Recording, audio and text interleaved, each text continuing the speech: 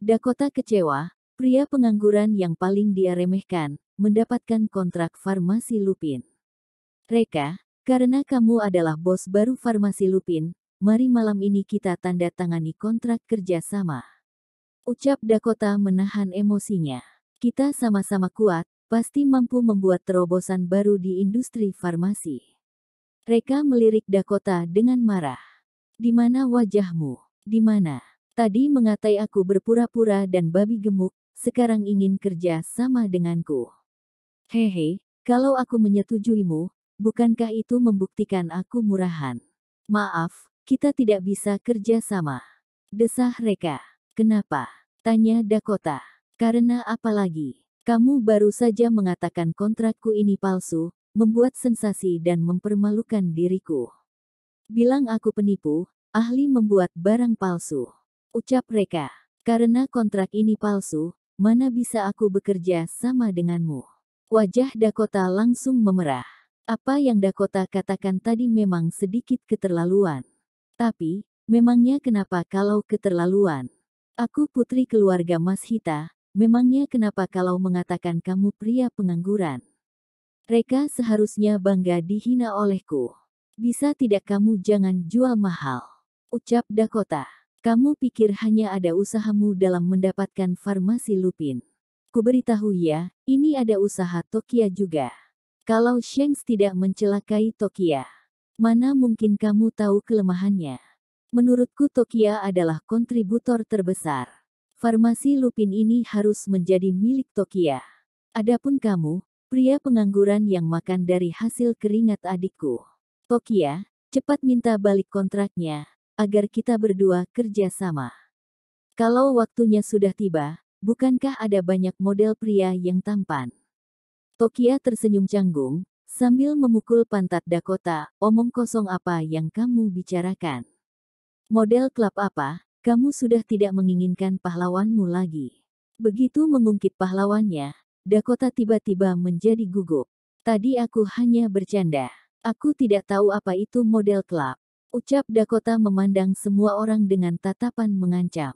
Siapa di antara kalian yang berani mengatakan hal ini pada pahlawanku, akan kuhabisi kalian. Terutama kamu, Reka. Lebih baik simpan masalah ini di perutmu sampai busuk. Reka menatapnya dengan simpati. Maaf, pahlawanmu, menyaksikan sendiri, model pria clubhouse, yang kamu katakan.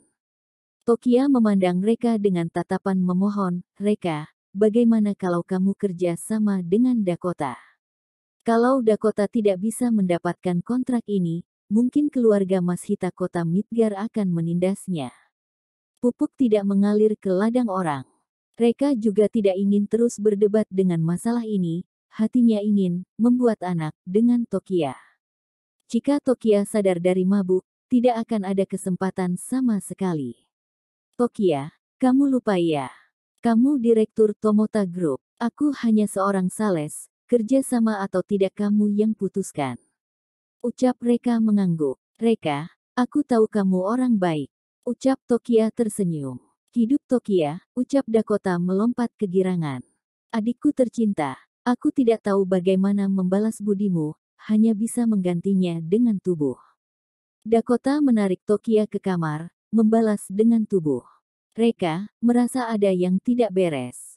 Ini tidak betul, Reka susah payah memabukkan Tokia untuk menciptakan kesempatan ini, kenapa malah Dakota yang nikmati duluan? Dakota tidak akan kuampuni kamu. Kompleks Cosmetics, di kantor sekretaris Cosmetics. Hendro yang memikirkannya semakin marah, hingga membanting gelas air ke lantai.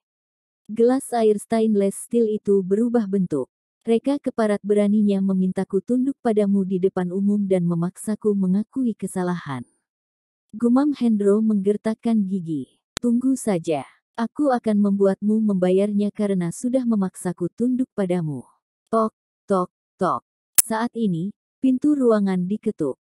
Masuk, ucap Hendro dengan suara dingin. Seorang pria berjas masuk. Dia memicingkan mata memandang gelas stainless steel di lantai. Cekak, siapa yang membuat sekretaris Hendro kita marah? Hendro segera bangkit memberi hormat pada tamu itu. Tamu itu adalah Kouji Ludi, Sekretaris Kota.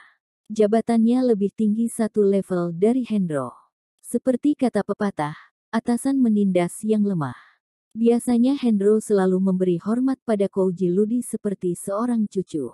Komunikasi mereka hanya sebatas menganggukkan kepala. Mereka bahkan tidak pernah berbicara lebih dari 10 kata. Kenapa dia tiba-tiba datang, bertamu? Sekretaris Kota, silahkan duduk. Ucap Hendro menyingkirkan pikirannya yang kacau. Aku sudah tua, tidak sanggup pegang gelas air lagi. Aku akan meminta sekretaris membersihkannya. Kouji Ludi tersenyum, tidak mengatakan apa-apa. Hendro meminta sekretaris membersihkan gelas air stainless steel, kemudian menghidangkan 2 gelas teh dan menyerahkannya kepada Kouji Ludi. Sekretaris Kota, silahkan diminum. Sekretaris Hendro, tahukah kamu kekacauan di sini membuat Master sangat marah? Ujar Kouji Ludi menyesap sekali. Master, seluruh tubuh Hendro gemetar. Apakah aku tidak salah dengar? Maksudmu Master? Iya, kamu tidak salah dengar. Yang kukatakan itu Master, ujar Kouji. Ekspresi Hendro tiba-tiba menjadi serius dan segera menutup jendela. Hendro tidak menyangka, Kouji Ludi dan dia memiliki master yang sama. Mereka berada dalam organisasi yang sama. Posisi Hendro terlalu rendah, tidak memiliki wewenang untuk mengetahui terlalu banyak tentang organisasi. Dia hanya tahu, organisasi ini ada Shanks dan Serat. Tapi ternyata Kouji Ludi juga orang seorganisasi dengannya. Sekarang sudah tambah lagi 1 orang. Apa masih takut tidak bisa membunuh mereka? Sekretaris Ludi, tolong sampaikan ke Master jangan khawatir. Aku pasti akan pikirkan cara membunuh mereka. Ucapnya, hanya mengandalkan dirimu seorang ingin membunuh mereka. Itu terlalu berangan-angan. Ucap Kouji Ludi tidak merahasiakan penghinaannya. Anak itu memiliki kekuatan. Dia membuat Underworld Provinsi Omada ricuh dan lepas dari kendali Master. Shanks juga dipenjara karenanya. Bahkan grup Akatsuki sengaja menjauh dari Master. Semua ini memancing emosi Master. Master sangat marah. Kamu tidak akan bisa membereskan kekacauan di Provinsi Omada. Sekretaris Ludi, apa maksud Master? Tanya Hendro hati-hati. Master akan mengirim orang dari Provinsi Easter untuk menekan dan memulihkan aset underground dan grup Akatsuki, ujar Kouji Ludi. Adapun dirimu, prioritas utamamu adalah berusaha keras mempertahankan Farmasi Lupin. Farmasi Lupin menyembunyikan banyak rahasia Master. Jangan biarkan mereka mengambilnya. Sekretaris Ludi tenang saja. Aku tidak berani menjamin yang lain, tapi dengan kemampuanku, aku pastikan bisa mempertahankan Farmasi Lupin. Jangan kecewakan kami. Ujar Kouji Ludi mengangguk. Jika perlu bantuan hubungi aku kapan saja. Terima kasih atas bantuan Sekretaris Ludi. Ujar Hendro sangat gembira. Kouji Ludi segera pergi. Hendro melihat keluar jendela dengan wajah menyeringai.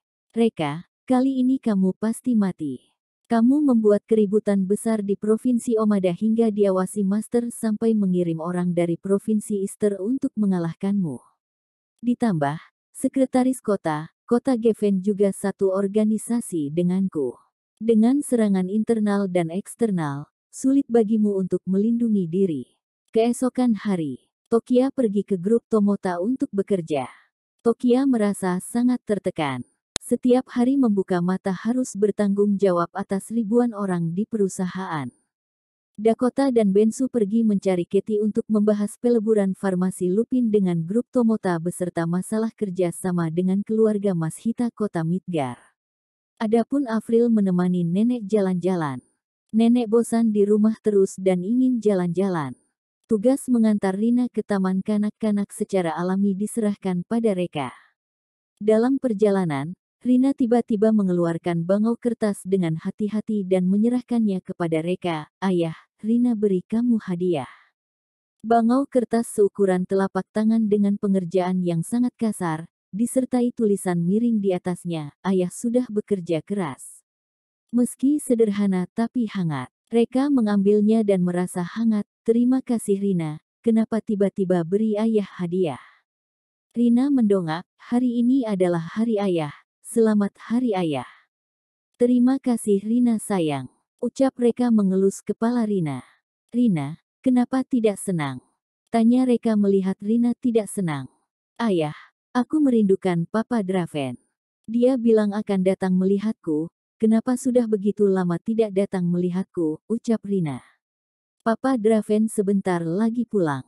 Selama Rina patuh, aku jamin sebelum liburan musim panas bisa bertemu dengannya, ucap Reka menenangkan.